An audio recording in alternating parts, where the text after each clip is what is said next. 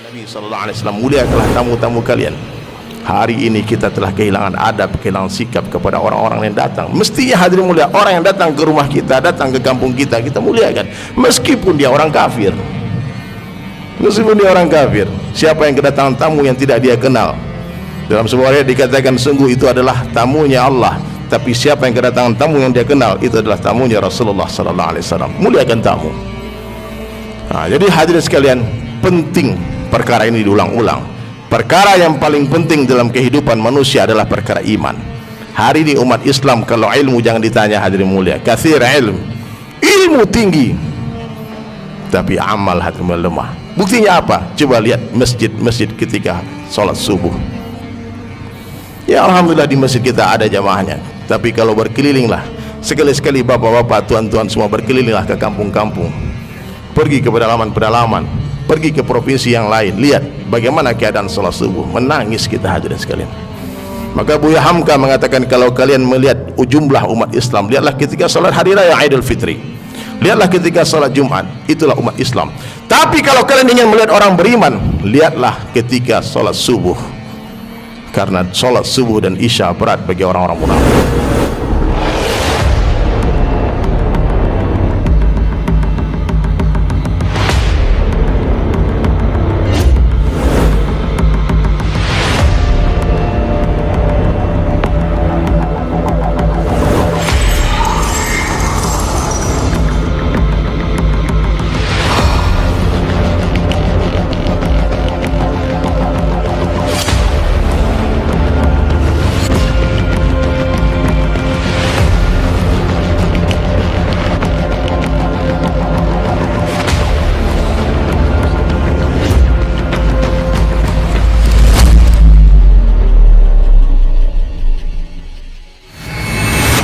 Dialah Allah Subhanahu wa taala Rabb kita hadirin sekalian.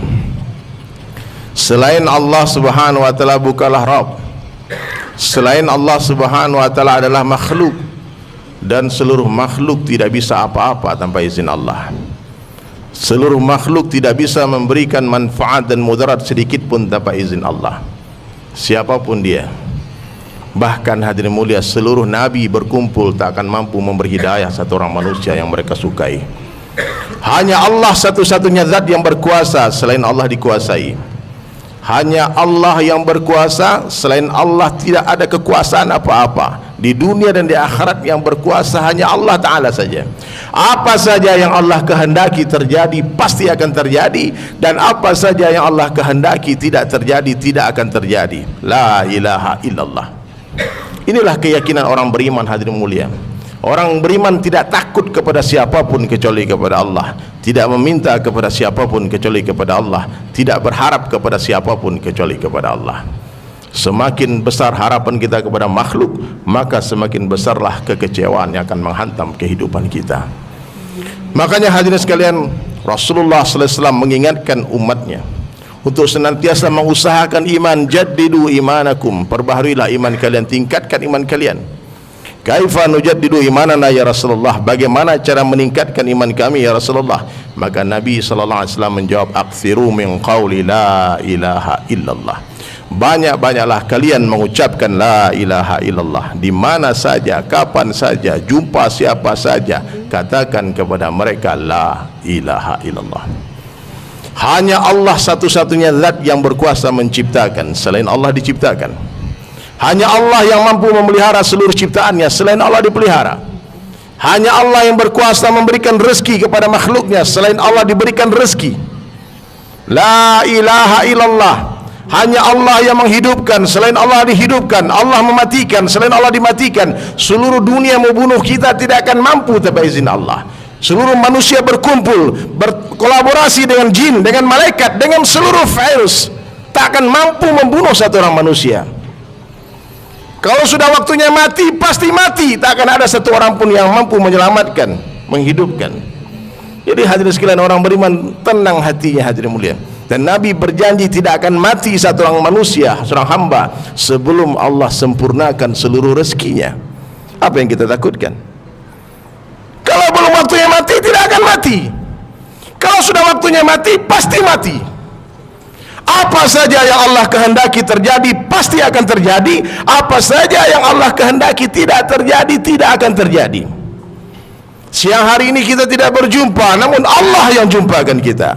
Hanya Allah satu-satunya zat yang berkuasa menjumpakan orang yang berpisah dan memisahkan orang yang berjumpa. Hanya Allah yang berkuasa menjauhkan orang yang berdekatan dan mendekatkan orang yang berjauhan. Yang menghidupkan orang mati, mematikan orang hidup, mengeluarkan yang hidup dari yang mati, mengeluarkan yang mati dari yang hidup adalah Allah. Yang menurunkan hujan, yang mengatur seluruh suasana dan keadaan adalah Allah. Yang menaikkan raja-raja adalah Allah. Yang menurunkan raja-raja adalah Allah. Yang memuliakan adalah Allah. Yang menghinakan adalah Allah.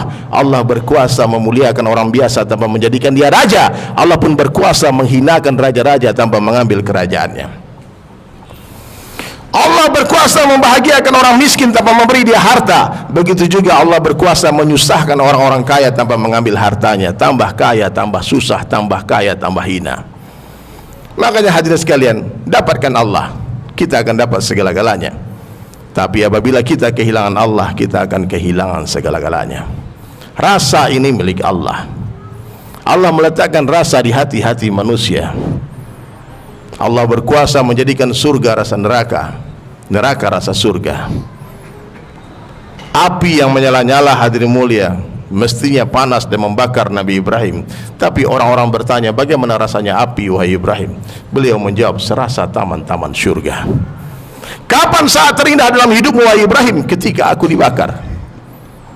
Begitu juga hadirin mulia, Namrus laknatullah alaih berada di dalam istana yang mewah, tapi dia hidup gelisah kepanasan seperti di dalam neraka.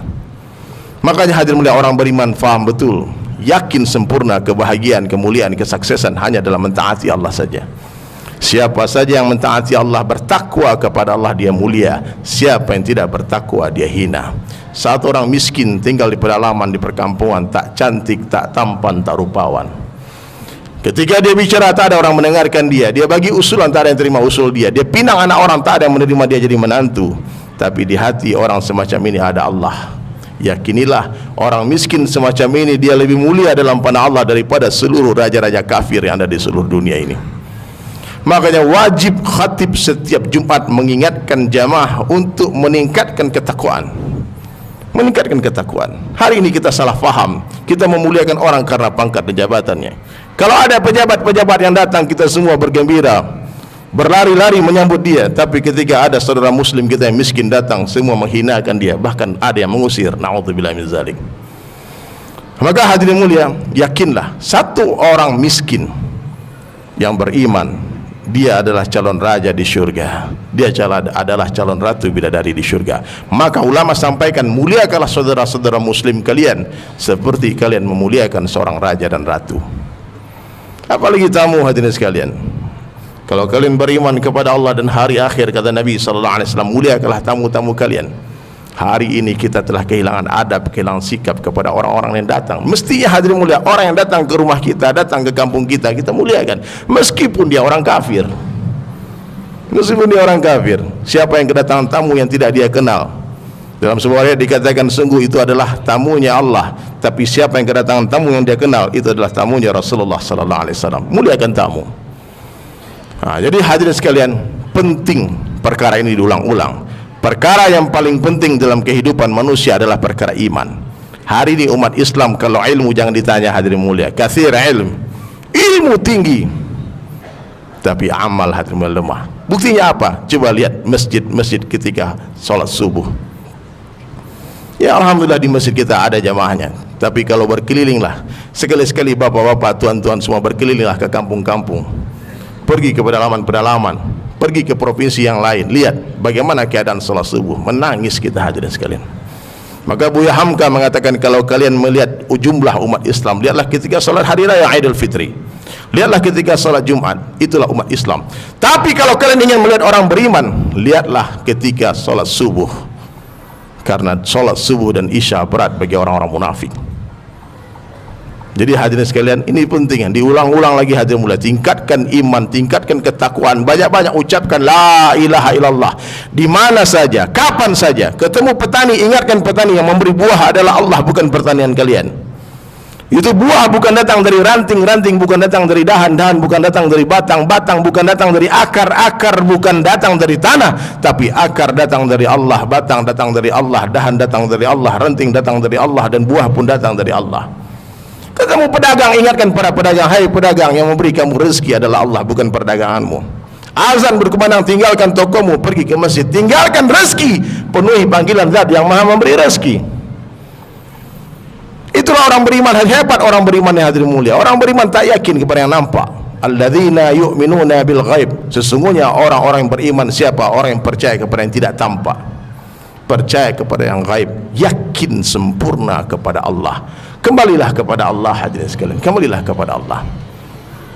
Dalam satu perkataan Sayyidina Ali karamallahu wajhah, beliau mengatakan, siapa yang yakin dengan kekuasaan di dunia, maka Allah akan hinakan dia. Siapa yang yakin dengan harta, Allah akan kurangkan hartanya. Siapa yang yakin dengan ilmunya, Allah akan sesatkan dia. Dan siapa yang yakin dengan akalnya, Allah akan matikan akalnya. Hanya orang yang yakin kepada Allah saja yang tak akan pernah Allah hinakan dia, tak akan pernah dikurangkan hartanya, tak akan pernah disesatkan, dan tak akan pernah dimatikan akalnya. Maka banyak-banyak ucapkan la ilaha illallah ketika sendirian, dakwahkan ketika berjumpa dengan umat, ajak seluruh orang kepada Allah, ajak orang kafir masuk Islam, ajak orang Islam masuk masjid. Inilah kerja kita. Kerjanya baginda Rasulullah sallallahu alaihi wasallam, dakwah ilallah. Pekerjaan yang paling bergengsi yang pernah ada di muka bumi. Pekerjaannya para nabi, siang hari memuji-muji Allah di hadapan manusia, malam hari memuji-muji manusia di hadapan Allah. Siang hari berkeringat untuk dakwah, malam hari menangis-nangis merengek memohon hidayah. Sudahkah kita buat perkara ini hadirin mulia? Sudahkah kita jadikan masjid sebagai tempat favorit kita? Apakah hati kita semua sudah terpaut kepada masjid? Apabila kalian betul-betul beriman kepada Allah dan berjumpa dengan Allah nanti di syurga, kata Nabi sallallahu alaihi wasallam, maka hendaklah kalian menjaga salat 5 waktu berjamaah di masjid, menghidupkan sunanul huda. Sesungguhnya salat 5 waktu berjamaah di masjid termasuk sunanul huda, jalan-jalan hidayah hadirin sekalian.